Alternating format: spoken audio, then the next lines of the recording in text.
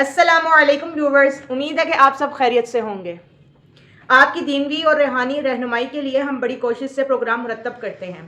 اس کی حوصلہ افزائی اور ترویج کے لیے ضروری ہے کہ آپ بھی اس چینل کو سبسکرائب، لائک اور شیئر ضرور کریں اور صدقہ جاریہ میں شامل ہو جائیں۔ تو آئیے اپنے پروگرام کا آغاز کرتے ہیں۔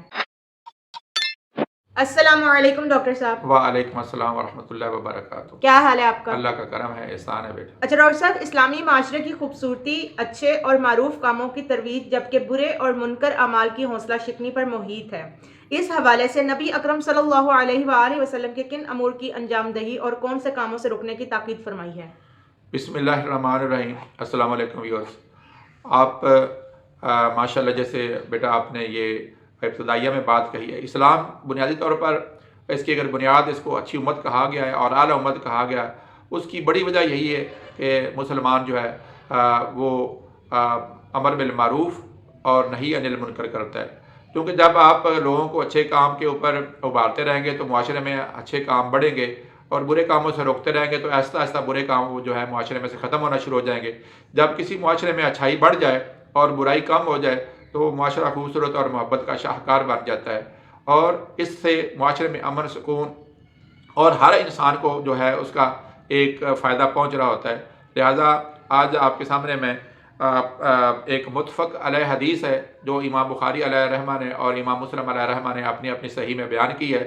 متفق علیہ حدیث دوستو اس کو کہتے ہیں جس کے اوپر حضرت امام بخاری کی کتاب اور حضرت امام مسلم کی صحیح جو ہے وہ آپس میں متفق ہوں، یعنی کہ یہ وہ حدیث ہوتی ہے جو ان دونوں بزرگوں نے ہم تک پہنچائی ہے۔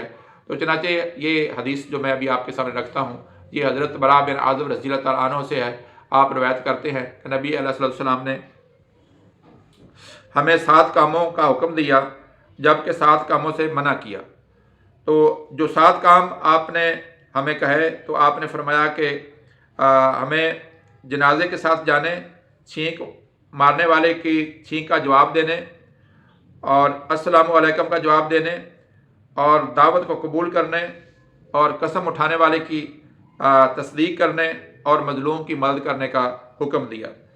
تو یہ وہ جو 7 حکم ہیں جو نبی علیہ السلام نے دوستو کہے ہیں کہ یہ مسلمانوں کے اوپر واجب ہے کہ وہ ایسا کریں۔ اب جیسے کہ ابھی ان 7 کاموں کو اگر ہم دیکھیں تو ان میں دوستو ہم اس سے پہلے کی ویڈیو میں اس کا ایک ذکر کر چکے ہیں، لیکن بہرحال اس میں تھوڑا سا میں آپ کے سامنے کہ بیمار کی عیادت سے معاشرے پہ اچھے اثرات ہوتے ہیں، لوگوں کی آپس میں محبت بڑھتی ہے اور اس سے بیمار آدمی بھی آسانی سے صحت یاب ہوتا ہے۔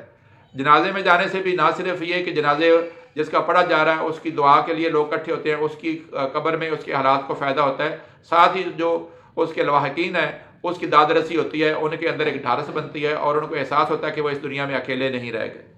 اس طرح دوستو دعوت جو ہے جب کوئی کسی کو بلاتا ہے تو وہ محبت سے بلاتا ہے، تو یہ بڑی بری سی بات ہو جاتی ہے کہ جب کوئی کسی کو اپنے گھر میں بلائے دعوت کے لیے اور دوسرا انکار کر دے تو اس سے ایک تکبر کا احساس ہوتا ہے اور دوسرے آدمی میں احساس کمتری پیدا ہوتا ہے۔ لہٰذا یہ نہ دیکھا جائے کہ وہ کھانا کیا بناتا ہے، کتنے زیادہ ڈشز بناتا ہے، جیسی بھی دعوت ہو اس کو قبول کیا جائے تاکہ دونوں گھروں میں آپس میں اگر امیر غریب ہے یا اوپر نیچے ہے تو ان کی آپس میں محبت میں اضافہ ہو۔ اور اس طرح سے دوستو قسم اٹھانے پر اس کی تصدیق کرنا یہ ہوتا ہے کہ دیکھیں کہ اب ایک آدمی کسی بات پہ اس کے پاس گواہی نہیں ہے تو لازمی امر ہے کہ اگر وہ اللہ تبارک تعالیٰ کی ذات مقدسہ کو یا قرآن مجید کی قسم کھاتا ہے تو پھر ہمیں کم از کم یہ کہہ دینا چاہیے کہ جب تک کوئی اس کے خلاف گواہی نہ آ جائے تو ہم کہیں کہ یار یہ بندہ جو ہے یہ سچ کہہ رہا ہے، یہ جھوٹا نہیں ہے۔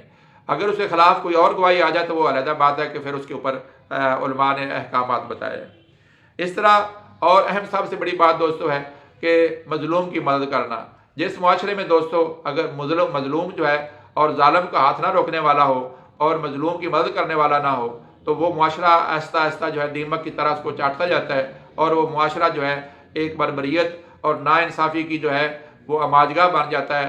تو دوستو اس لیے کہا گیا کہ جو ظالم کی مدد یہ ہے مسلمان کی، ظالم کے ساتھ خیر خواہ یہ ہے کہ اس کو ظلم سے روکا جائے اور مظلوم کے ساتھ خیر خواہ یہ ہے کہ اس کو اس کا حق دلایا جائے۔ اب دوستو اس کے ساتھ جو ہے اس حدیث میں 7 احکامات وہ ہیں جن کے اوپر کہا گیا کہ ان کو نہیں کرنا، ان سے اپنے آپ کو بچانا ہے اور یہ ممنوع کام ہے۔ ان میں سے جو ہے ایک تو ہے کہ سونے کی انگوٹھی جو ہے وہ مرد جو ہے وہ نہیں پہن سکتا۔ اس کے ساتھ ساتھ مرد کے لیے جو ہے وہ ریشم پہننا، یہ ریشم جو بالکل باریک ہوتا ہے اس کے ساتھ استبرق ہے، دیباج ہے، اور سرخ گدے جو ہے یہ بھی اگر ریشم کے بنے ہوئے ہوں تو یہ بیسیکلی یہ دیباج، استبرق اور ریشم کی یہ قسمیں ہیں مختلف. تو یہ ریشم کا کسی قسم کا کپڑا جو ہے وہ جو خالص کا ریشم ہوتا ہے اس کی اسلام نے ممانعت کی ہے اور اس کو ایک مرد کے اوپر حرام قرار دیا ہے. اس کے علاوہ دوستو ایک اور بات جو ہے وہ عورت کے لیے بھی ہے اور مرد کے لیے بھی ہے اسلامی معاشرے میں، اور وہ ہے کہ سونے یا چاندی کے جو برتن جو ہیں، اس میں حدیث میں تو چاندی کے برتن کہا گیا ہے، لیکن سونے یا چاندی کے جو برتن ہیں ان کا استعمال جو ہے اس سے روکا گیا ہے اور اس کو حرام کہا. اور یہاں پہ حدیث کے اخیر میں آتا ہے کہ جو شخص اس دنیا میں ان برتنوں کو استعمال کرے گا تو آخرت میں وہ ان برتنوں سے محروم رہ جائے گا.